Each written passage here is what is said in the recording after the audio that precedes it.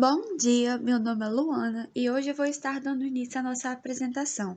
O meu grupo ficou com o capítulo Serendipidade do livro De Onde Vêm as Boas Ideias.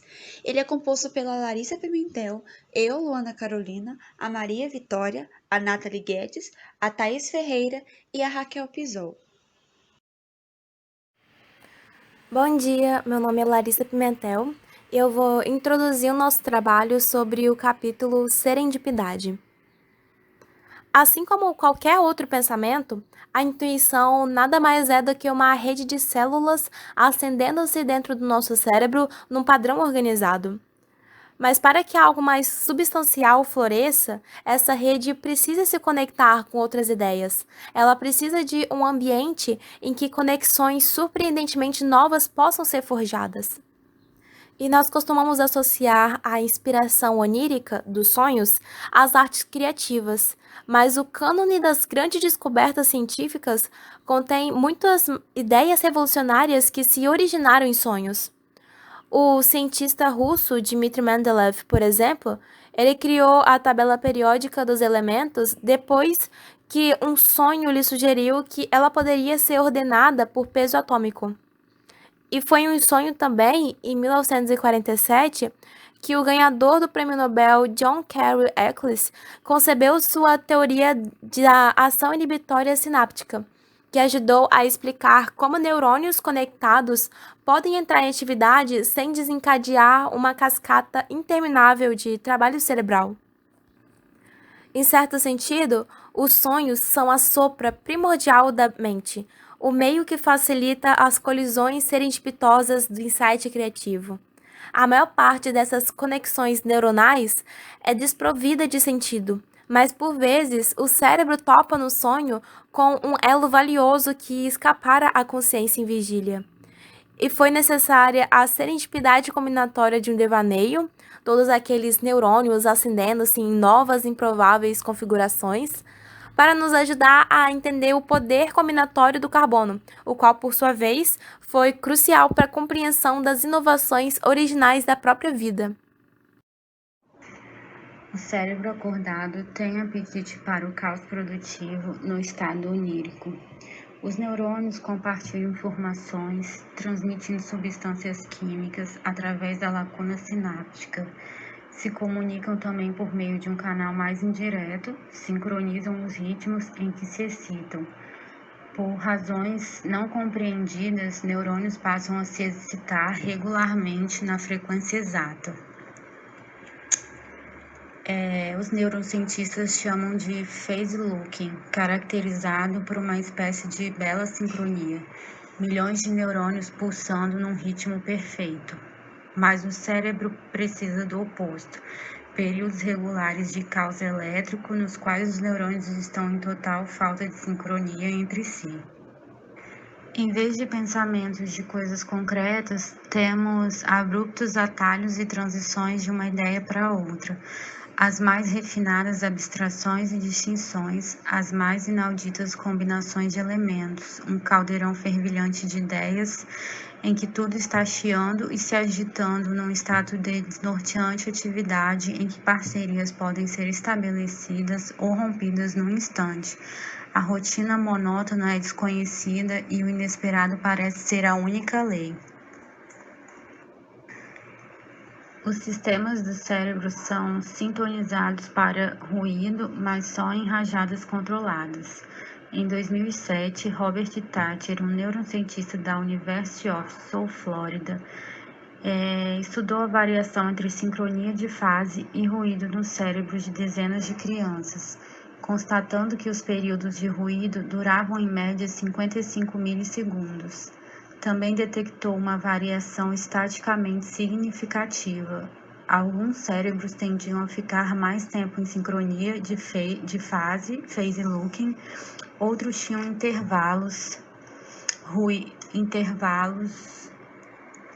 de ruídos que se aproximavam sempre de 60 milissegundos. Ao comparar resultados, as ondas cerebrais com o QI das crianças, Thatcher encontrou uma correlação direta entre os dois conjuntos de dados. Cada milissegundo extra passado no modo caótico acrescentava nada menos que 20 pontos aos QIs dessas crianças. Quanto mais desorganizado for o seu cérebro, mais inteligente você será.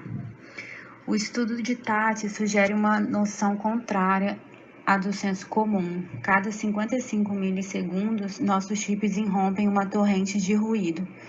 No entanto, de alguma maneira, os cérebros que buscam esse ruído parecem prosperar, pelo menos pela medida do teste de QI. Bom dia, meu nome é Luana e hoje eu vou estar explicando um pouco para vocês sobre a parte quando você consulta do capítulo Serendipidade. Bom, alguns defensores da era analógica afirmam que alguns motores de busca, como o Google e a Wikipédia, e entre outros motores de pesquisas, são uma ameaça para a serendipidade.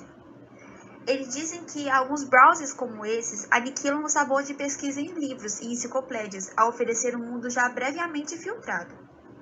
E culpam as versões online de jornais com o seu direcionamento por cliques, pela destruição da arquitetura da serendipidade, patente na leitura da versão impressa, onde o leitor ele tem inevitavelmente de passar por outros artigos até chegar ao de maior interesse.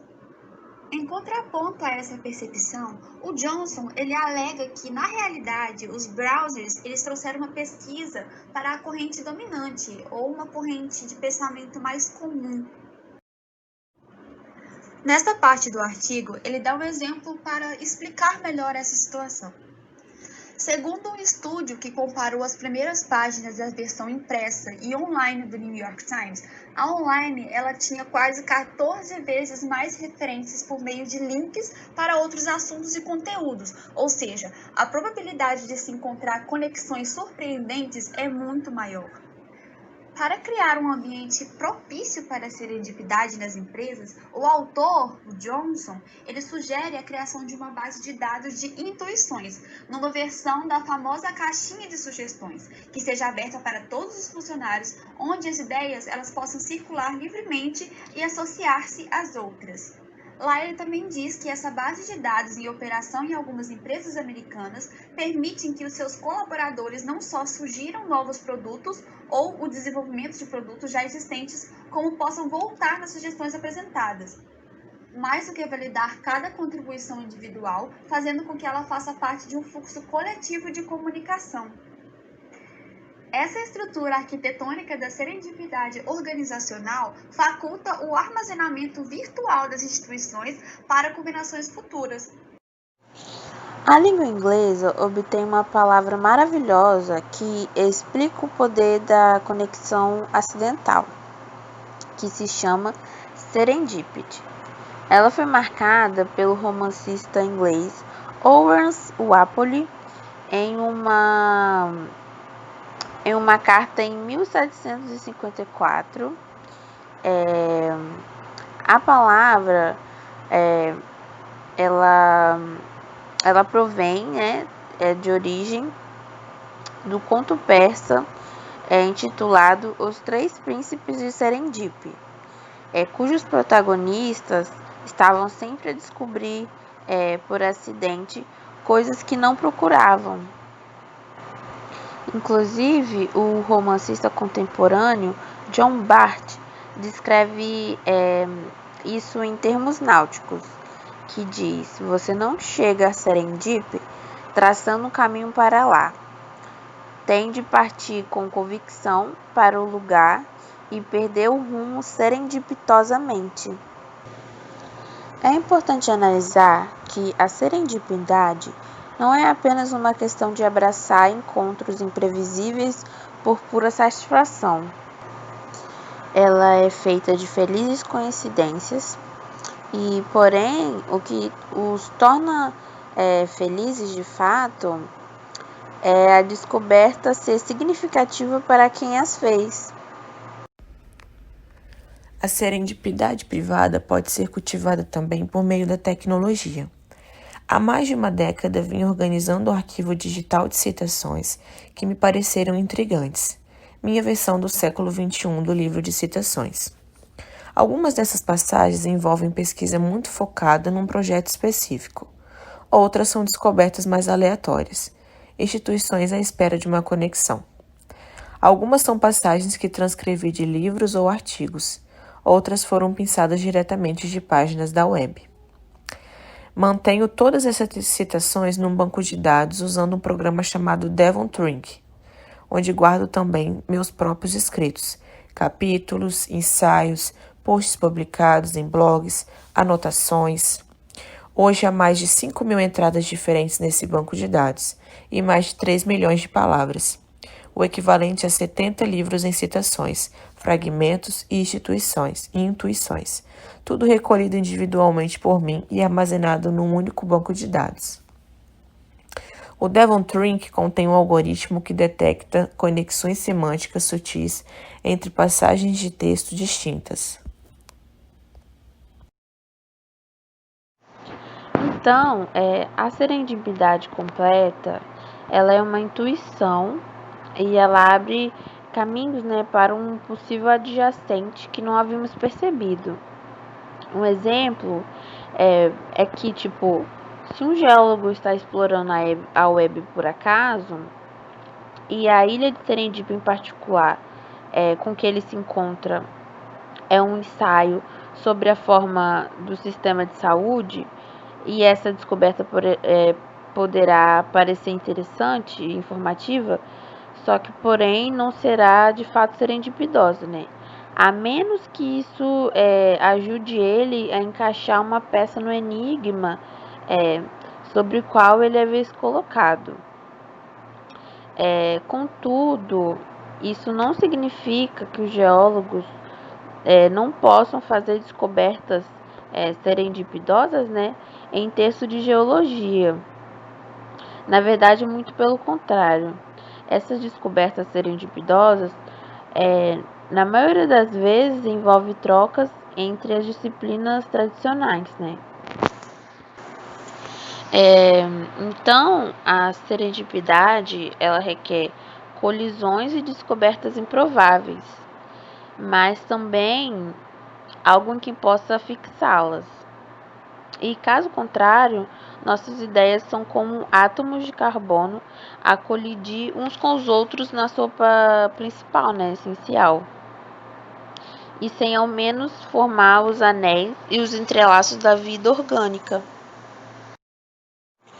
E para finalizar, o objetivo, é claro, é saber como criar ambientes que formulem conexões serendipidosas em todas as escalas apropriadas, que é no espaço privado da nossa mente, no âmbito das instituições mais amplas e também através das redes de informação da própria sociedade, né? E tendo os livros como um veículo insubstituível né, para a transmissão das novas ideias e perspectivas. Porém, aquelas pessoas, né, que não são acadêmicas ou não têm envolvimento com o mercado editorial, só conseguem encontrar um tempo para ler fora de horário de trabalho, que seja ouvindo audiolivro no carro, a caminho do escritório, ou mergulhando em um capítulo depois que as crianças dormem. E o problema com a assimilação de novas ideias nas brechas dessas rotinas diárias das pessoas, né, que não tem tempo de ler, é que as combinações potenciais são limitadas pelo alcance da sua memória. Tipo, se você lê 2 semanas para terminar um livro, se você leva, né, quer dizer, quando você chega no livro seguinte, o próximo livro, você já esqueceu bastante do que você havia lido de interessante no primeiro. Podemos nos aprofundar na perspectiva de um único autor somente, mas nesse caso é mais difícil criar colisões serendipidosas entre as ideias de vários autores. E uma boa maneira de contornar essa limitação é estabelecer períodos especiais para a leitura, né, de uma grande e variada série de livros. E então, com a deixa da linguagem do matemático Poincare, finalizo que o mergulho profundo com a longa caminhada solta os átomos das paredes e os põe em movimento. E a maioria de nós pode se dar o luxo de tirar férias sabáticas para leitura, né? Porém, nem todo mundo acha que ler milhares de páginas será uma boa ideia, né, para o que se diz sobre férias divertidas. Mas não há razão para que as organizações não conheçam o valor dos períodos sabáticos, né, a importância que eles têm. Assim como muitas estimulam os empregados a se afastar do trabalho para aprender novas habilidades. Se o Google dá a seus engenheiros uma semana para trabalhar no que eles bem entendem, com certeza as outras organizações podem descobrir uma maneira de dar a seus empregados um exclusivo tempo para mergulhar numa rede de novas ideias. A premissa de que a inovação prospera quando ideias podem se conectar e se recombinar serendipitosamente com outras. Mas o fato estranho é que grande parte da sabedoria jurídica e popular sobre inovação buscou o oposto, construindo muros entre as ideias, evitando que estabelecessem conexões de tipo aleatório serendipitoso. Mas compartilham um pressuposto básico. Se impusermos restrições a programações de ideias novas, no final das contas a inovação aumentará, porque tais restrições permitirão aos criadores obter grandes compensações financeiras com suas invenções, o que estimulará outros inovadores a seguir o mesmo caminho. O problema desses ambientes fechados é que eles inibem a serendipidade e reduzem a totalidade da rede de mentes que podem se envolver potencialmente com o problema. É por isso que empresas, entidades sem fins lucrativos, escolas, órgãos governamentais começaram a experimentar ambientes de trabalho que estimulam a arquitetura da serendipidade.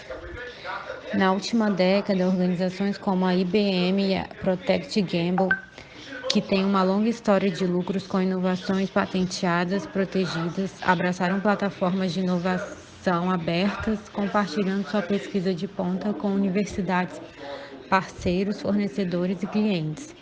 No início de 2010, a Nike anunciou um novo mercado baseado na web que chamou de Green Exchange, no qual divulgou mais de 400 de suas patentes que envolvem tecnologias ou materiais ecológicos. Tornando suas ideias públicas, a Nike permitiu a outras empresas aperfeiçoar suas inovações, criando um novo valor que ela própria poderá por fim usar em seus produtos. Os valores organizacionais da Nike também incluem um compromisso com a sustentabilidade ambiental e a companhia reconheceu que muitas de suas patentes ecológicas poderiam ser úteis em contextos diferentes.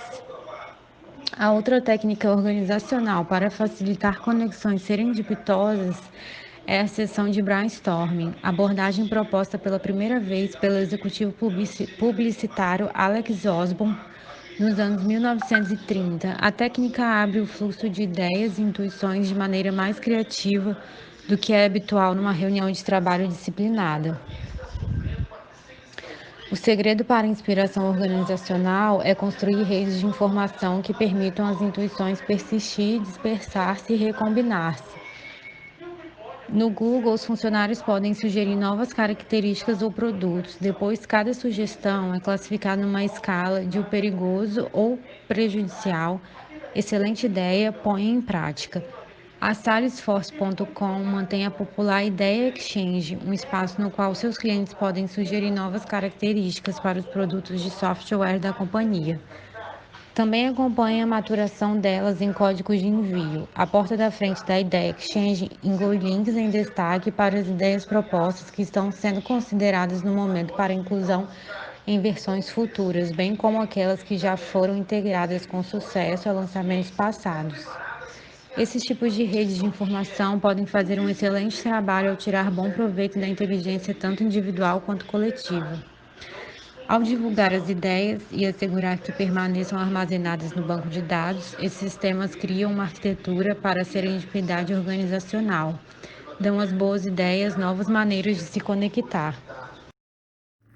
Resumindo esse capítulo, serendipidade é um anglicismo que se refere às descobertas afortunadas feitas aparentemente por acaso.